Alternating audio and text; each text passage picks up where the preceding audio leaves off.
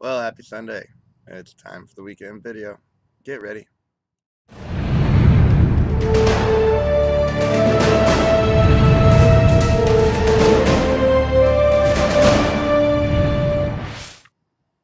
Well, today, as usual, I wasn't really sure what I'd talk about, so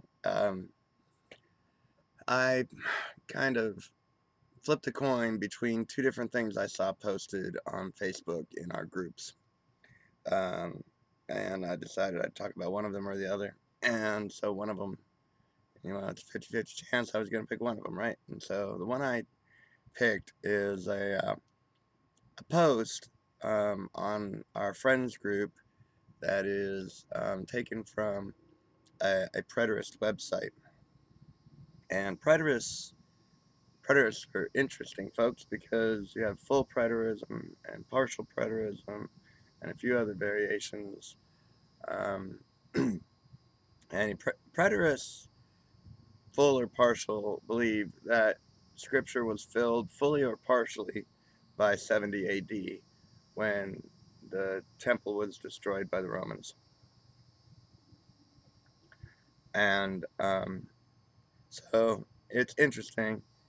Uh, the full preterists, I guess I like more because they say all Scripture is fulfilled, and so um, all judgment is fulfilled, and at least they're not filling people's heads full of fear about a coming Armageddon and an Antichrist and all that stuff, because they know that's not ever going to happen.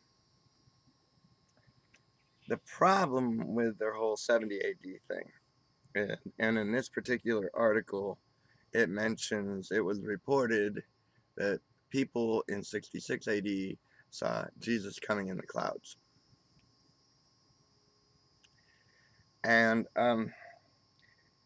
the whole thing is, the reason preterists are full or partial is because it's to the degree that they understand what Jesus did to begin with. Because most preterists still believe there is a coming judgment, per se, when a person dies, where each individual will have to give an accounting for their sins, meaning we have not been redeemed from sin by the work of Christ.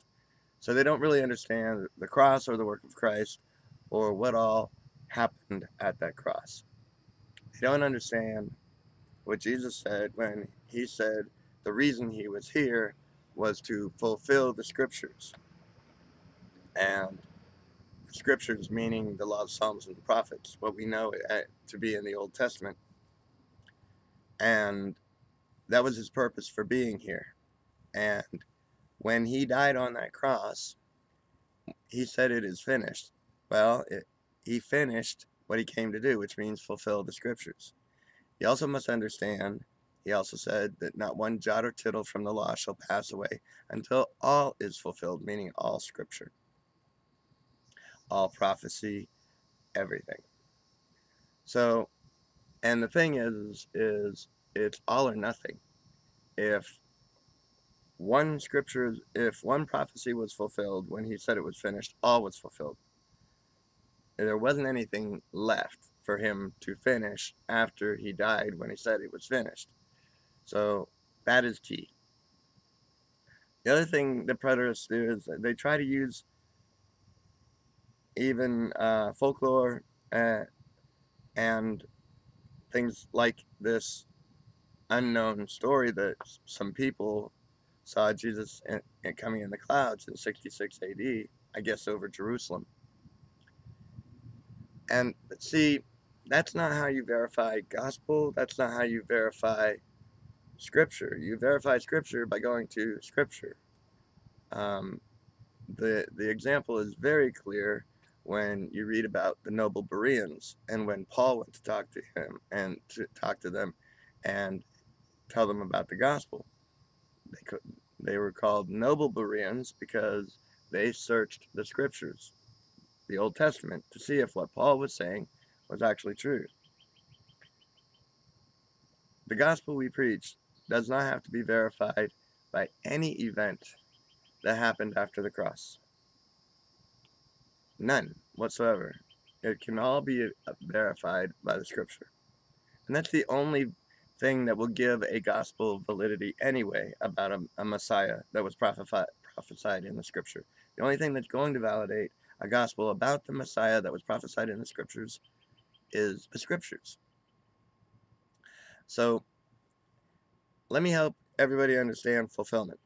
Fulfillment means to finish something. It's finish an order. You take an order, then you fulfill the order. Once you fulfill the order, that means you've sent it off to the customer, or you deliver it to the customer, and then order's done. Contract is fulfilled, it's satisfied, and it's over. Then you go to your next order or your next sale, if it's a sale, or a contract. That means the contract is completed. It's over, done. No more obligations on any party's side because everything's been fulfilled. Same thing with the scriptures. Jesus came to fulfill them. If he had died without fulfilling them, then he would have, number one, not done what he came to do, and number two, he would have been lying on that cross when he said it was finished, because he came to fulfill the scriptures, and he said it himself, it is finished. It's revolutionary, I know. Have a revolutionary week.